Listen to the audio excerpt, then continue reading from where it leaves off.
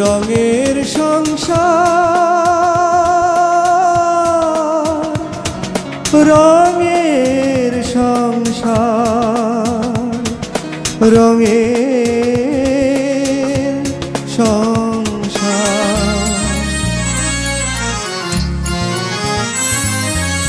কিছু কথা কাহিনী, কিছু সমাচার, কিছু কথা কাহিনী, কিছু সমাচার, ছোট ছোট দুঃখ ব্যথা আনন্দ আকার। এই নিয়ে আমাদের রঙের সংসার, রঙের সংসার, এই নিয়ে আমাদের রঙের সংসার।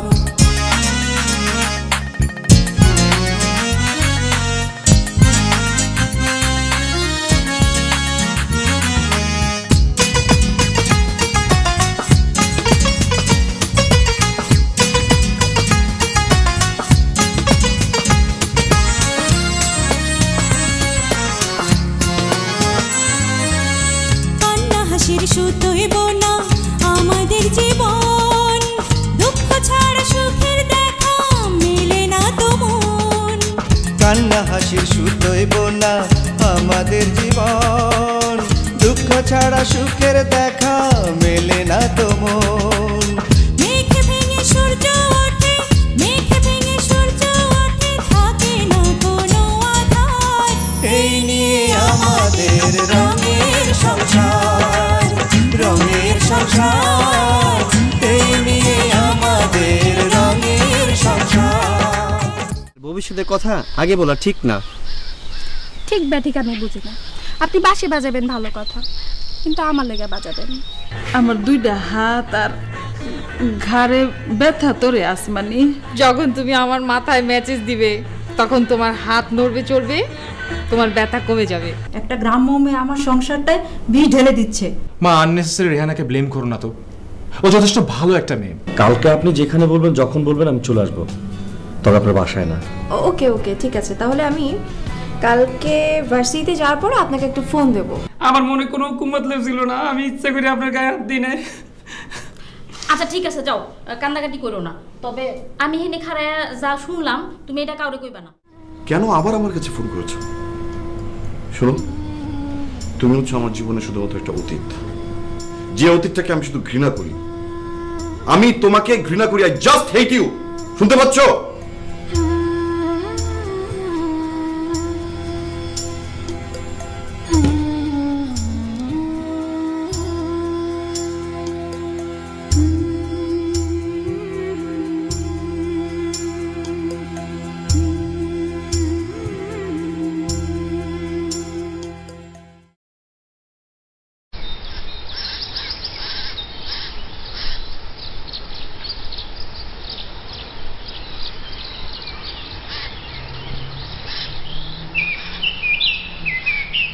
আসলে মহিলাটা যে খারাপ এটা আমি জানি, ওনার অনেক অবৈধ ব্যবসাও আছে এটাও জানি, কিন্তু এতটা যে খারাপ এটা আমি চিন্তা করতে পারিনি। এখন আপনার সাথে কথা বলে আমার তো রীতিমতো ভয় লাগছে। না না, ভয়ের কিছু নেই। আপনারা যদি একটু শক্ত থাকেন, সাবধান থাকেন, উনি কিছুই করতে পারবেন না। আমার মনে হয় যেটা করা উচিত, বাসাটা ছেড়ে দেওয়া উচিত। কিন্তু সেখানেই তো প্রবলেমটা। কেন প্রবলেম কেন? আসলে আমাদের বাবা মা ওনাকে এতটা বিশ্বাস করেন, দোষটা অবশ্য আমাদেরই, কিন্তু আমরা তো তাকে আগে চিনতে পারিনি, তাই না? ঘটনাটা একটু খুলে বলবেন? এখন যদি ওনার নামে আমরা উল্টাপাল্টা কথা বলি আমাদের বাবা মার কাছে, ওনারা তো বিশ্বাস করবেনই না, উল্টো ওনাকে ফোন দিবেন। যখন ওনাকে ফোন দিবেন উনি তখন আমাদের নামে উল্টা কথা বলবেন। ব্যাপারটা আমাদের ঘরে এসে করবে না? মুশকিল হয়ে গেল। আচ্ছা, আন্টি আমাকে কথা প্রসঙ্গে বলছিল যে আপনার কাছে সে ফেসে আছে। তা তো আছেই। কি সেটা? উনি ইয়াবার বিজনেস করে, আর সেটা আমার কাছে ধরা পড়ে গেছে। কারণ উনি কাজলকে এর মধ্যে ফাঁসাতে চাইছিলেন, আমি অনেক কষ্টে ওকে সেখান থেকে সরিয়ে এনেছি। ও মাই গড! তাহলে এখন কি করবেন? কিছু তো একটা করতেই হবে, তাই না?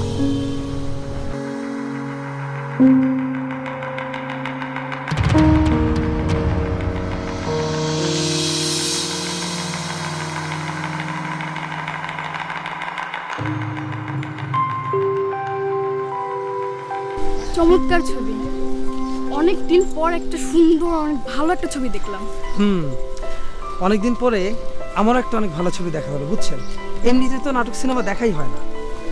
একটা কাজ করব, অফিস ব্রেক করে একদিন আমরা বেলি রোডে যাব নাটক দেখার জন্য। আচ্ছা শোনেন, আমি কাজকর্মে সবসময় ব্যস্ত থাকি। আমার মতো একজন মানুষের জীবনে আপনি নাটক সিনেমা নিয়ে আসলেন। আর তাছাড়া আমি কি আপনাদের মতো কলেজ ইউনিভার্সিটিতে পড়ছি বলেন? আমি এসব শিল্পের কি বুঝবো বলেন না? আচ্ছা আচ্ছা ঠিক আছে, এগুলো বাদ দেন। দেখতে দেখতে অভ্যাস হয়ে যাবে। আর এখন হাতটা ধরুন। আমি? হ্যাঁ আপনি। আমি তো কখনো কারো হাত ধরিনি। ধরেননি, এখন ধরবেন। আচ্ছা ঠিক আছে।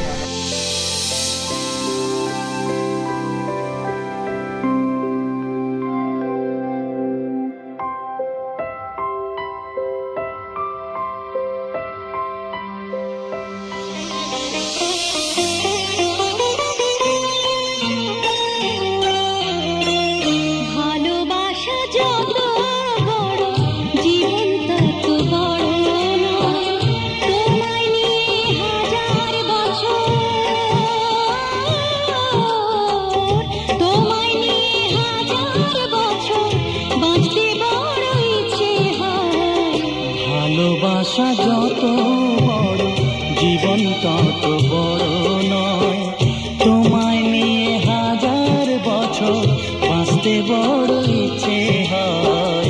ভালোবাসা যত বড় জীবন তত বড় নয়।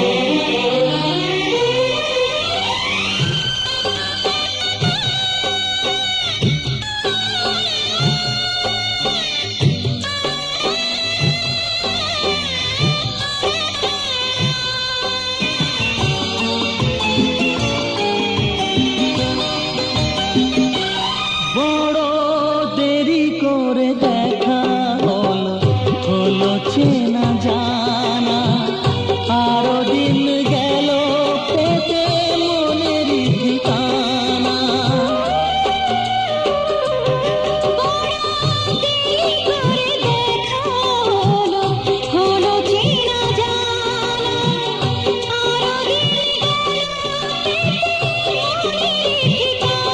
হায় জন্ম থেকেই হয়নি কেন তোমার আমার পরিচয়। ভালোবাসা যত বড় জীবন তত বড় নয়, তোমায় নিয়ে হাজার বছর বাঁচতে বড় ইচ্ছে হয়। ভালোবাসা যত বড় জীবন তত বড় নয়।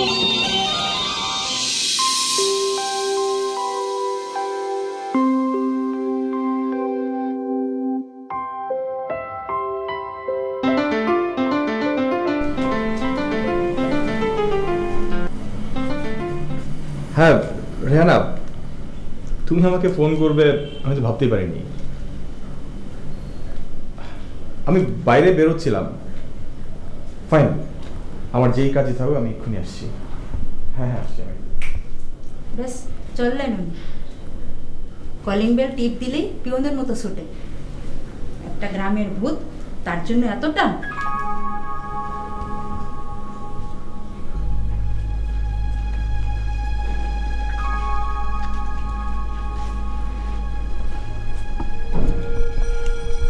আমি তোমাকে এতদিন কিছু বলিনি মা। আমি তোমাকে আজকে তোমার পাস্টটা একটু মনে করে দিতে চাই। তোমার গ্রামের বাড়ি হচ্ছে নরসিংদী জেলায়। তুমি এসএসসি পরীক্ষাটাও কমপ্লিট করোনি। তোমার বাবার জোর অনেক বেশি ছিল, তাই আমার বাবার সঙ্গে তোমার বিয়ে হয়েছে। তোমার উচ্চারণ এখনো নরসিংদী জেলার, পুরোপুরি শুদ্ধ হয়নি। আর তুমি যাকে গ্রামের ভূত বললে, সে তোমার চেয়ে অনেক বেশি এডুকেটেড।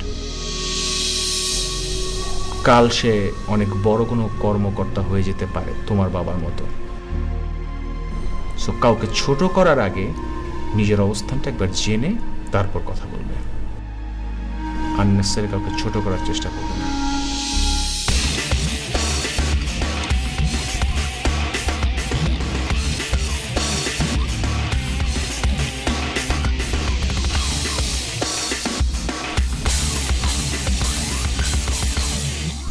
আচ্ছা, মৌসুমী কি তোমারে কিছু কইছিল?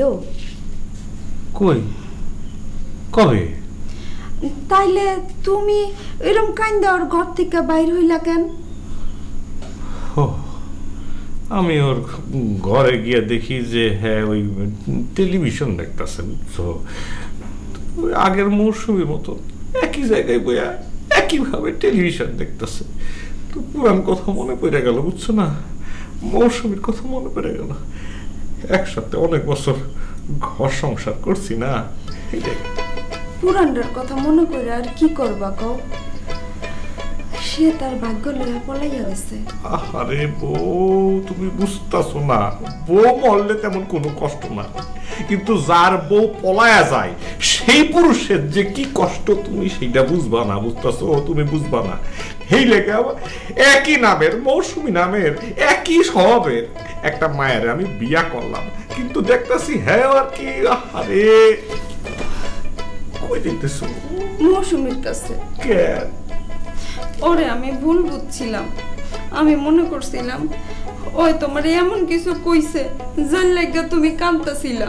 ও না না, হ্যাঁ তো কিছু কয় নাই। আচ্ছা ঠিক আছে, তাহলে যাও, রে বুঝায় কও, যাও।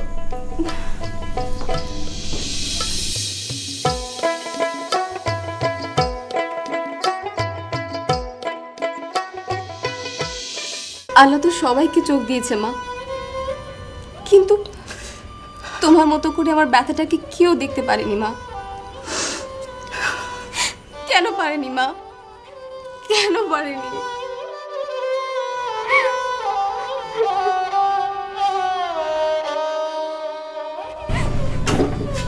মৌসুমী,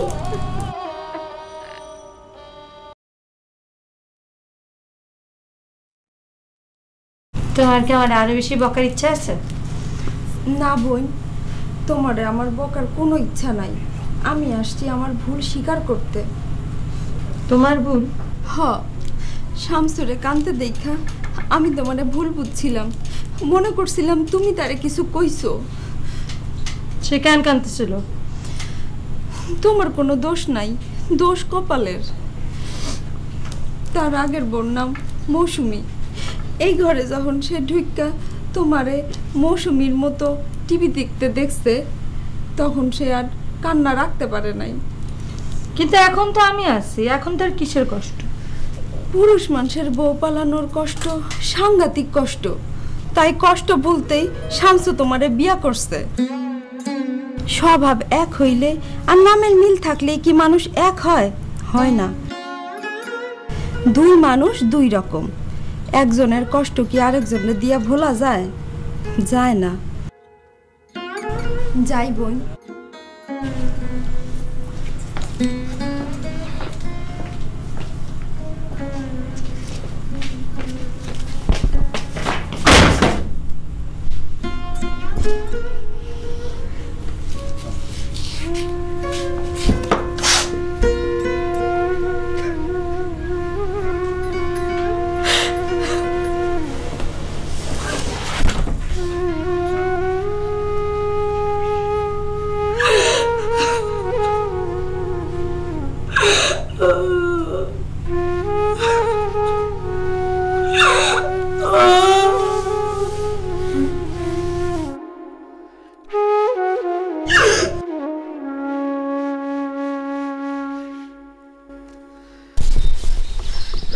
সব ঠিক আছে তো? ঠিক মতো করতেছস তো? হ্যাঁ ঠিক মতোই করতে। হ্যাঁ, কোনো ব্যাপার করিস না কইলাম না। তুই কতদিন যাবত আমার লগে আসছস? বাবাই আপনার জমিতে কাম করতো, সাপের কামড়ে মইরা যাওয়ার পর আপনি আমারে কাম দিলেন, তারপরে থেকে তুই আমার লগে আসছস। জি। এই যে এতদিন তুই আমার লগে আসছস, এর মধ্যে তোর অনেক সমস্যা হয়েছে। তোর সমস্ত সমস্যা আমি সমাধান করি নাই। এইটা কি কোন? আপনি আছেন বইলাই তো আমরা মা পোলা দুইজনেই বাইসা আছি। শোন কোন, তোর একটা গোপন কথা কাউকে কবি না। না না, কাউরে কমু না। কই হয়ে গেল কথা, এমনি কবি কাউরে কমু না। কাউরে কমু না, কাউরে কমু না। শোন, আমি তো, আমার বয়স কত? মেলা বয়স হয়েছে আপনার। এই বয়স পর্যন্ত আমি রোজা নামাজ কিছুই করি নাই। আল্লাহ, তাহলে তো আল্লাহ আপনার মাফ করবো না। আরে হিটার জন্যই তো কইতাছি। আমার বাবা আমার কত মারছে, আমি রোজা নামাজ কিছুই করি নাই। এই কিছুদিন হলো আমি নামাজ ধরছি, কিন্তু রোজা রাখতে পারি না। এই দুপুর বেলা হইলে এমন খিদা লাগে, পরে ভাত খাইয়া হলে আচ্ছা রোজার কথা বাদ দে, নামাজ ধরছি। এই যে রোজা নামাজ করি নাই, এই জন্য তো আল্লাহ আমার মাফ করবো না। আমার তো হাসরের ময়দানে দইরা বইব, দইরা কইব ডাইরেক্ট পরে দোজকে লয়ে আসা। দোজকের আগুনে জ্বলুম আমি না, এই জন্য একটা বুদ্ধি বের করছি, একটা ফকির খাওয়ানো। ভালো কথা কিছু। হ্যাঁ, তুই ভালো দেখা ফকির জোগাড় কর। ভালো ফকির তো এই গ্রামে পাওয়া যাব না, হেরা সবাই ঢাকায় চলে গেছে, ওইখানে নাকি ভালো ইনকাম। আরে বেটা, তো অসুবিধা তো নাই, তুই অন্য ইউনিয়নে যা, অন্য ইউনিয়নে গিয়া ফকির জোগাড় করে লয়ে আয়। ঠিক আছে, আপনি কোনো চিন্তা করেন না। কয়টা আনবি? এই 10-12টা ফকির যাইবে, ছটা দিয়ে দাঁত কাটা ফেলাই দিব। 10-12টা 10,000 টাকা দিবি তুই, টাকা তো দেবো আমি। জোরসে জোর 2টা ফকির আনবি। হ্যাঁ আচ্ছা ঠিক আছে। অন্য ইউনিয়ন থেকে। ঠিক আছে। যারা যখন আমি ভিক্ষা দিব, সুর কইরা কাঁদতে কাঁদতে কইব, ইয়া আল্লাহ আপনার এই নাফরমান বান্দাকে মাফ করে দেন, মাফ করে দেন। এমন ভাবে কাঁদবো তারা, আল্লাহ মাফ করে দিলাম। আমি একটা ডাইরেক্ট বেহেশতে যাবো। ওকে তো কবুল জানো। হ্যাঁ জায়গা। আসসালামু আলাইকুম। খারাপ না, কথা তো শেষ হয় নাই। আচ্ছা কোন? শোন, এই 100 টাকা রাখ, টাকা দিলেই আগ বাড়ায়।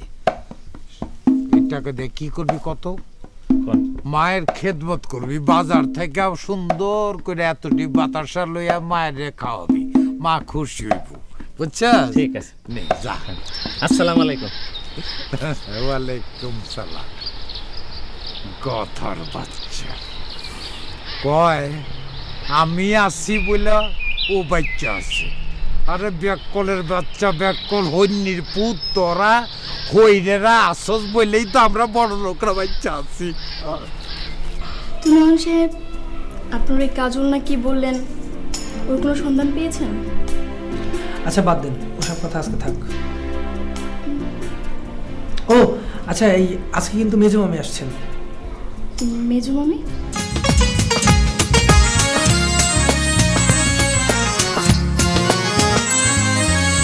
রঙের সংসার রঙে ভরা, চলছে কত খেলা, সেই না খেলা খেলতে খেলতে কাটে সারা বেলা।